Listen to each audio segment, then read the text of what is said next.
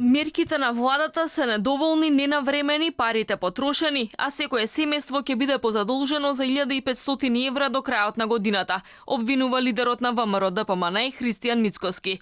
Тој го оцени третиот пакет мерки како магла која владата ја сее пред избори.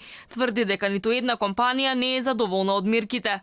Во меѓувреме обвинува дека владата го зголемила буџетскиот дефицит за рекордни 200 милиони евра за само 4 месеци. Мицкоски смета дека фактот што била направена дупка во државната каса од 20 милиони евра во јануари, по 50 милиони во февруари и март и дури 80 милиони евра во април бил доволен показател дека владата немала во ниту еден момент намера да им помогне на граѓаните и бизнисот, туку единствена цел била предизборен подкуп.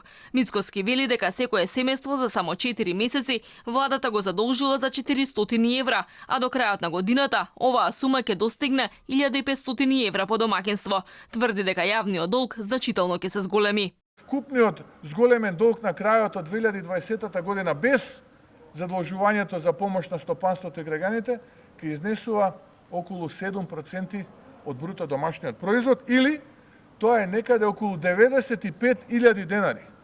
Зголемен долг за секое семејство или 1500 евра зголемен долг за секое семејство за само една година.